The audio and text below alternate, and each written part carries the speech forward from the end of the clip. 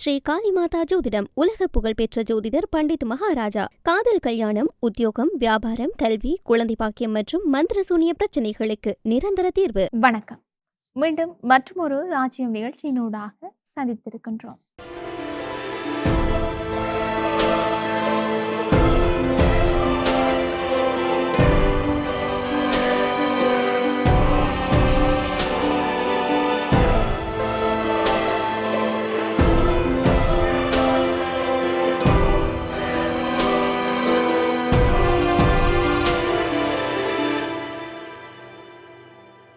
இரண்டு நாட்கள் உத்தியோகபூர்வ விஜயத்தை மேற்கொண்டிருக்கின்ற ரஷ்ய ஜனாதிபதி விளாடிமிர் புடின் நாளை 19ஆம் தேதி சீனாவுக்கு விஜயம் செய்ய இருக்கின்றார். அமெரிக்க ஜனாதிபதி டொனால்ட் ட்ரம்ப் கடந்த வாரம் சீனாவுக்கு மேற்கொண்ட ராஜதந்திர விஜயத்தை தொடர்ந்து ரஷ்ய ஜனாதிபதியின் இந்த விஜயம் இடம்பெற்றிருக்கிறது. சீனாவுக்கு நாளை விஜயம் செய்ய இருக்கின்ற ரஷ்ய ஜனாதிபதி இரு தரப்பினருக்கும் இடையிலான விரிவான கூட்டாண்மை மற்றும் மூலோபாய ஒத்துழைப்பை மேலும் வலுப்படுத்த திட்டமிட்டிருக்கிறதாக கிரெம்ளின் மாளிகை தெரிவிச்சிருக்குது. அதோட சீன பிரதமர் லியாங்குடன் பொருளாதாரம் மற்றும் வர்த்தக ஒத்துழைப்பு குறித்தும் ரஷ்ய ஜனாதிபதி கலந்துரையாடவும் திட்டமிட்டிருக்கிறார் என்றும் குறிப்பிடப்பட்டிருக்குது. இதேவேளை ரஷ்ய செய்தி நிறுவனம் 2001 இரு நாடுகளுக்கும் இடையில் கைச்சாத்திடப்பட்ட அயலக உறவு மற்றும் நட்புறவு ஒத்துழைப்பு ஒப்பந்தம் கையெழுத்தான தன் 25வது ஆண்டு நிறைவை கொண்டாடும் வகையில் ரஷ்ய ஜனாதிபதியின் இந்த பயணம் திட்டமிடப்பட்டிருக்கிறது என்று சொல்லியும் தெரிவிக்கப்பட்டிருக்கிறது.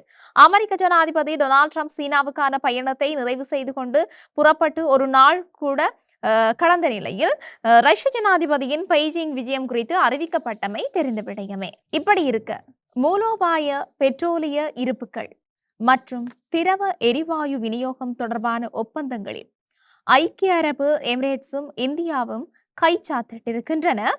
இந்திய பிரதமர் நரேந்திர மோடி ஐக்கிய அரபு எமிரேட்ஸுக்கு கடந்த வார இறுதியில் மேற்கொண்டிருந்த விஜயத்தின் போது இந்த ஒப்பந்தங்கள் கையெழுத்திடப்பட்டிருக்கிறதாக இந்திய வெளியுறவு அமைச்சு விடுத்திருக்கிற அறிக்கையில் தெரிவிக்கப்பட்டிருக்குது. அந்த அறிக்கையில் ஒரு மூலோபாய பாதுகாப்பு கூட்டாண்மைக்கான கட்டமைப்பையும் இருதரப்பினரும் ஒப்புக்கொண்டதாகவும் குறிப்பிடப்பட்டிருக்குது. அத்தோடு பாதுகாப்பு கைத்தொழில் துறை ஒத்துழைப்பை ஆழப்படுத்துவதற்கும் புத்தாக்கம், மேம்பட்ட தொழில்நுட்பம், பயிற்சிகள், கடல்சார் பாதுகாப்பு, இணைய பாதுகாப்பு, பாதுகாப்பான தகவல் தொடர்பு மற்றும் தகவல் பரிமாற்றம் ஆகியவற்றில் ஒத்துழைப்பதற்கும் இரு தரப்பினரும் இணக்கம் கண்டுள்ளனர் என்றும் தெரிவிக்கப்பட்டிருக்குது. இந்தியாவில் கச்சா எண்ணெய் சேமிப்பை 30 மில்லியன் பீப்பாய்கள் வரை அதிகரிப்பதற்கான சாத்தியக்கூறுகள் இந்த ஒப்பந்தங்களில் அடங்கியிருக்கின்றன என்று அபுதாபியின் அரச எண்ணெய் நிறுவனம் விடுத்திருக்கும் அறிக்கையில் சுட்டிக்காட்டப்பட்டும் இருக்கின்றது. இப்படி இவையொரு புறம் இருக்கு. ஐக்கிய அரபு அமீரகத்தில் இருக்கின்ற பராக்கா அணுமின் நிலையத்தில் பெரும் தீ விபத்து ஏற்பட்டிருக்கிறதாக அபுதாபி அதிகாரிகள் தெரிவித்திருக்கிறார்கள். அணுமின் நிலையத்தில் இருக்கின்ற பாதுகாப்பு மண்டலத்திற்கு வெளியே இருந்த ஒரு ஜெனரேட்டரை ட்ரோன் தாக்கியதாக அபுதாபி ஊடக அலுவலகம் கூறியிருக்குது. இருப்பினும் இந்த தாக்குதல் நிலையத்தின் செயற்பாடுகளையோ அல்லது கதிர்வீச்சு பாதுகாப்பு அளவுகளையோ பாதிக்கவில்லை என்றும் யாருக்கும் காயம் ஏற்படவில்லை என்றும் அந்த அலுவலகம் மேலும் உறுதிப்படுத்தியும் இருக்குது. சர்வதேச அணுசக்தி முகமை இந்த நிலைமையை உன்னிப்பாக கண்காணித்து வருவதாக கூறியது. இந்த தாக்குதலுக்கு இதுவரைக்கும் எந்த தரப்பும் பொறுப்பேற்கவில்லை. இருப்பினும் ஈரானுடனான தற்போதைய மோதலின் பின்னணியில் தனது எரிசக்தி மையங்களை ஈரான் குறிவைப்பதாக ஐக்கிய அரபு அமீரகம் முன்னதாக குற்றம் சாட்டியும் இருந்தது.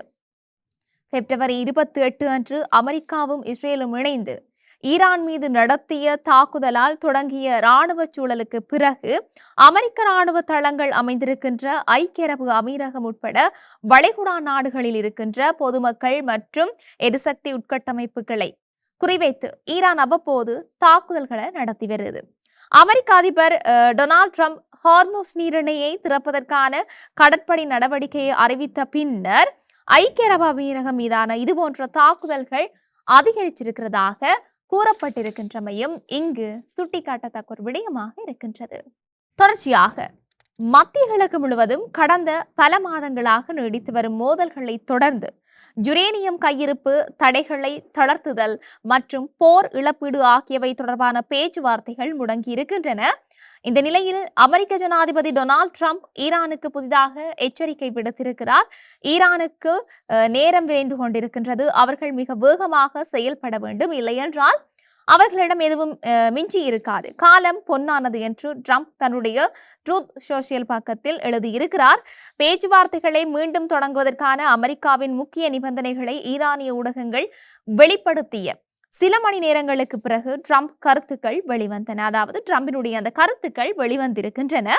ஈரானின் ஃபார்ஸ் செய்தி நிறுவனத்தின்படி பேச்சுவார்த்தைகள் முடித்த பின்னரே ஈரான் 400 கிலோகிராம் செறிவூட்டப்பட்ட யுரேனியத்தை ஒப்படைக்க வேண்டும். ஒரே ஒரு அணுசக்தி நிலையத்தை மட்டும் செயல்பாட்டில் வைத்திருக்க வேண்டும். போர் இழப்பீடு கோரிக்கைகளை கைவிட வேண்டும். முடக்கப்பட்ட பெரும்பாலான ஈரானிய சொத்துக்கள் தொடர்ந்து முடக்கப்பட்டே இருக்கும் என்பதை ஏற்றுக்கொள்ள வேண்டும். மேலும் அனைத்து முறைகளிலும் போரை முடிவுக்கு கொண்டு வர வேண்டும் என்று அமெரிக்கா விரும்புகின்றது. இதற்கு பதிலளிக்கும் விதமாக பேச்சுவார்த்தைகளுக்கான தன்னுடைய சொந்த 5 நிபந்தனைகளை தெஹ்ரான் முன்வைத்திருக்கிறது. ஈரானிய ஊடக அறிக்கைகளின்படி பிராந்தியம் முழுவதும், குறிப்பாக லெபனானின் இராணுவ நடவடிக்கைகள் முடிவுக்கு வந்ததால், ஈரான் மீதான தடைகள் நீக்கப்பட்டால் மற்றும் அதன் முடக்கப்பட்ட வெளிநாட்டு சொத்துகள் விடுவிக்கப்பட்டால் மட்டுமே பேச்சுவார்த்தைகளுக்கு திரும்புவதாக ஈரான் கூறியும் இருக்கிறது.